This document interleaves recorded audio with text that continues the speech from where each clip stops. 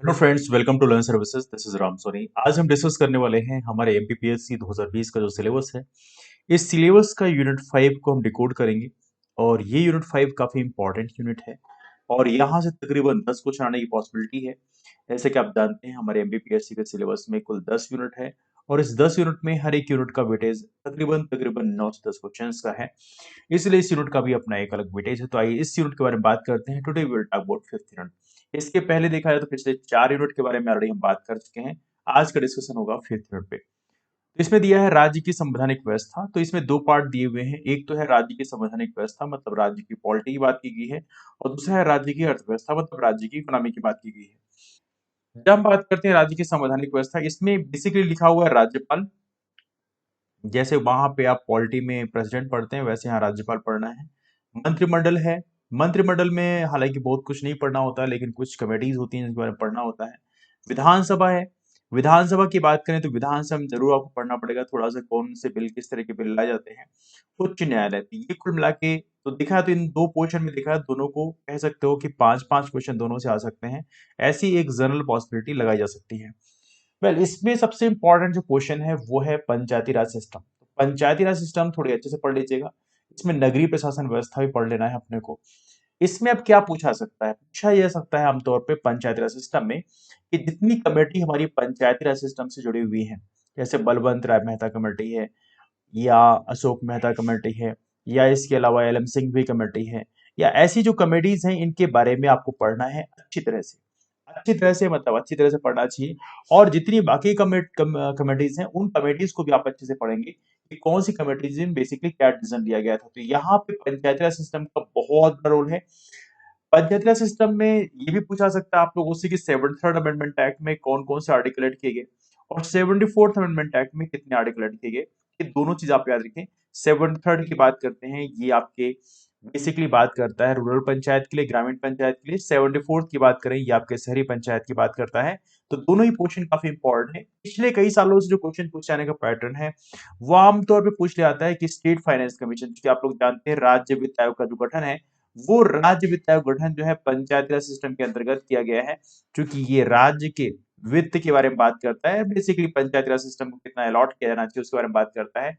राज्य वित्त आयोग से जुड़े हुए आर्टिकल्स पूछे आते हैं, जैसे आर्टिकल 243 आई है, आर्टिकल 243 वाई है। तो आर्टिकल 243 आई की बात करते हैं तो ये ग्रामीण पंचायत की बात करता है। ग्रामीण पंचायत में जो राज्य वित्त आयोग की बात करता है, और 243 वाई की बात करें तो शहरी पंचायत की बात करता है। तो ये सारे क्वेश्चन इस तरह से पूछाते हैं। आपसे ये क्वेश्चन पूछा सकता है कि हमारे वित्त आयोग के प्रेजेंटली चेयरमैन कौन है, पहले वित्त आयोग के चेयरमैन कौन थे। तो ये सारी पूछा सकती है। एज ऑफ नाउ हमारा पांचवा वित्त आयोग कार्यशील है, जिसके चेयरमैन श्री हिम्मत कोठारी हैं। पहले वित्त आयोग का नाम पूछा सकता है। ठीक वैसे ही स्टेट इलेक्शन कमीशन का नाम भी पूछा आता है, जैसे राज्य के निर्वाचन आयोग के बारे में। तो ऐसे क्वेश्चन यहाँ पूछे आते हैं। जैसे आर्टिकल 243 के की बात करें तो राज्य में जो निर्वाचन आयोग होता है वो भी ग्रामीण के लिए, और 243 जेड ए की बात करें तो राज्य के निर्वाचन आयोग वो भी शहरी की बात करता है। तो आमतौर पे ये दोनों तरह के आर्टिकल फ्रिक्वेंटली हमारे एमबीपीएस एग्जाम पूछाते हैं। तो आप लोग को एडवाइस दी जाती है कि तो इनके चेयरमैन कौन है।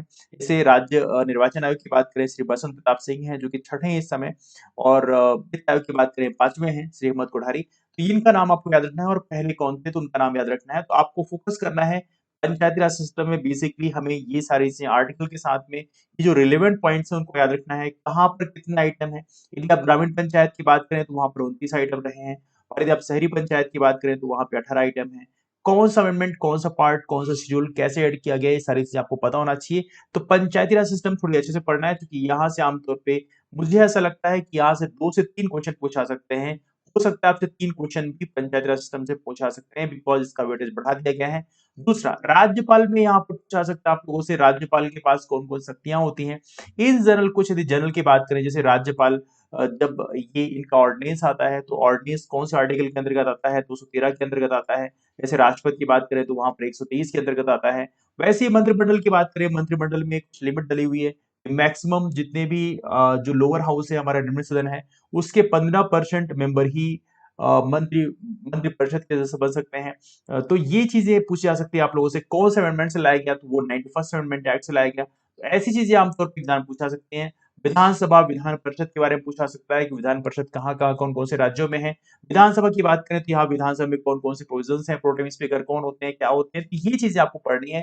तो फोकस करना है आपको, मोस्ट इंपॉर्टेंट है पंचायती राज सिस्टम, इसको पहला वेटेज देके पढ़ना है। और दूसरा राज्यपाल का जो पोजीशन है इसको सेकंड वेटेज देना है। इसके अलावा उच्च न्यायालय जो है, उच्च न्यायालय में क्या क्या रिट्स आ सकती हैं, और रिट में आपको याद रखना चाहिए हार्डली की वो आर्टिकल 32 है, लेकिन रिट में कौन कौन सी रिट होती है, बंदी प्रत्यक्षीकरण क्या होता है, परमनिस क्या होता है, मतलब हैबियस कॉर्पस क्या होता है, मैंडामस क्या होता है, सर्सुरियरी क्या होता है, ये सारी रिट्स आपको बहुत ही अच्छी तरीके से पढ़ना है और पता लगाना है कि कौन सी रिट किसके खिलाफ जारी की जा सकती है, किसके खिलाफ जारी नहीं की जाती। ये तो रहा राज्य की संवैधानिक व्यवस्था के बारे में, लेकिन मेरा कहना ये है कि सबसे ज्यादा वेटेज आपको पंचायती राज सिस्टम में देना है।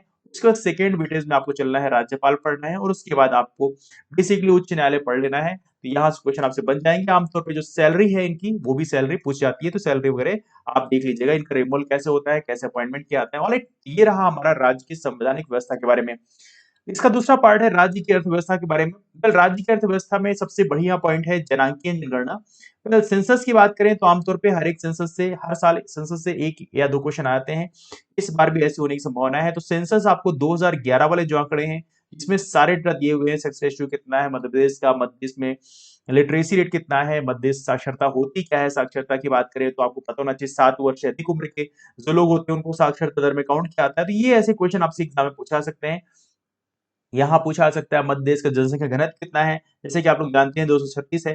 भारत का बात करें 382 है। तो ऐसे क्वेश्चन आपसे एग्जाम पूछा सकते हैं। तो सेंसस का डेटा काफी इंपॉर्टेंट है। तो मेरा एडवाइस ये है कि सेंसस को थोड़ी अच्छे से पढ़ लीजिएगा। हालांकि वहां बहुत सारे फैक्ट्स हैं, लेकिन कोशिश करें तकरीबन तकरीबन 20 से 25 फैक्ट्स आपको सेंसस से याद होनी चाहिए, क्योंकि क्वेश्चन पूछे जाएंगे और आपसे बहुत ही आसानी से बन जाएंगे। मध्य प्रदेश का आर्थिक विकास की बात करें, यहाँ पर आर्थिक विकास में देखा जाए तो आपको कोशिश ये करना है कि आर्थिक विकास में दो चीजें पढ़नी है।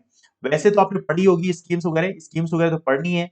स्कीम्स वगैरह मध्य प्रदेश के अंदर जो स्कीम्स है वो तो पढ़नी है, लेकिन सबसे बड़ी बात यह है कि यहाँ पे आपको मध्य प्रदेश का बजट पढ़ना है। मध्य प्रदेश का बजट जो भी हाल ही में रिलीज हुआ है उसमें कुछ महत्वपूर्ण स्कीम्स के बारे में चर्चा की गई है। आपको वो स्कीम पढ़ना है और ये याद रखना है कौन सी जगह में, कौन से सेक्टर में हमने कितना अलॉटमेंट किया है। इसके अलावा आर्थिक सर्वेक्षण का डेटा काफी इंपॉर्टेंट होता है। हालांकि अभी हाल ही में तो नहीं आया, लेकिन जो पुराना वाला इकोनॉमिक सर्वे है उसे भी आपको पढ़ना पड़ेगा, तभी जाके आपसे क्वेश्चन बन पाएगा। तो मेरा सजेशन ये है कि स्कीम्स, बजट और इकोनॉमिक सर्वे, इसको आपको पढ़ लेना है। तो यहाँ पे मध्य प्रदेश का आर्थिक विकास का जो क्वेश्चन है यहाँ से आपका कम हो जाएगा। मध्य प्रदेश के प्रमुख उद्योग देखा है तो आप ऑलरेडी मध्य प्रदेश में पढ़ते ही हैं, तो इतनी कोई बड़ी बात नहीं है। आमतौर पे जो महत्वपूर्ण उद्योग हैं, कौन कौन से मेन मेन उद्योग हैं, कहाँ पे क्या चीजें हैं, लेकिन यहाँ पे इस समय जो क्वेश्चन पूछने का पैटर्न है वो थोड़ा सा इंडस्ट्रियल एरिया पे है। जैसे आपसे पूछ लेंगे मोहना औद्योगिक क्षेत्र कहाँ से है, आपसे पूछ लेंगे अचारपुरा औद्योगिक क्षेत्र कहाँ से है, आपसे पूछ लिया जाएगा लेह गढ़वा औद्योगिक क्षेत्र कहाँ पे है। तो आमतौर पे जो इंडस्ट्रियल एरिया है वहां से क्वेश्चन इसे पूछे जाने की टेंडेंसी ज्यादा होती है। तो कोशिश ये करेगा उद्योग पढ़िए, आप सब कुछ पता होना चाहिए कहाँ पे किसका उद्योग ज्यादा है। लेकिन आमतौर पे जो इंडस्ट्रियल एरिया है उनका नाम भी आपको पता होना चाहिए, कौन सी इंडस्ट्रियल एरिया बेसिकली कौन से जिले में है।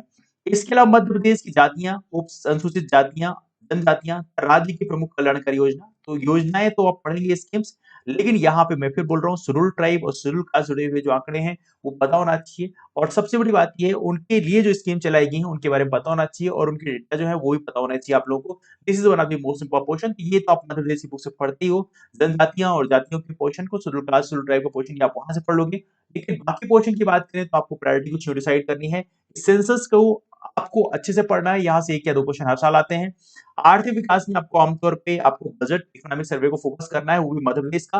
मध्य प्रदेश के प्रमुख उद्योग में आपको सब कुछ पढ़ना है, लेकिन जो इंडस्ट्रियल एरिया है उनको थोड़ी सी ज्यादा फोकस करना है। खासतौर से इस समय जो टेक्सटाइल पार्क बनाए गए, टेक्सटाइल इंडस्ट्रीज जो बनाने की बात करी गई है, जैसे आचारपुरा औद्योगिक क्षेत्र है, लेह गढ़वा औद्योगिक क्षेत्र है, तो इन चीजों को थोड़ी अच्छे से पढ़ लेना है। और मध्य प्रदेश की अनुसूचित जातियों और जनजातियों में आप ये मध्य प्रदेश की बुक से पढ़ लेना, वहां से काम हो जाएगा।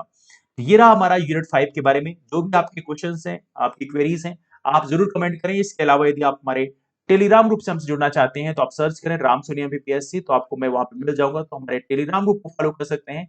वहां पर क्लासेस की लिंक के अलावा बहुत सारी चीजें वहां पे शेयर की जाती हैं। आपको वहां पे क्वेश्चन कमेंट करना अलाउड है, तो आप वहां पे कमेंट भी कर सकते हैं। जो भी क्वेरीज आपकी हैं तो आप वहां पे कमेंट कर सकते हैं। Definitely I will read out and I will rectify your queries. तो डिस्कशन को यहीं से वाइंड अप करते हैं। आप सभी लोग यहाँ पे आए, इसलिए थैंक यू सो मच। मिलते हैं फिर, take care, have a wonderful day ahead, keep moving forward and thank you so much to all of you. Take care, thanks so much.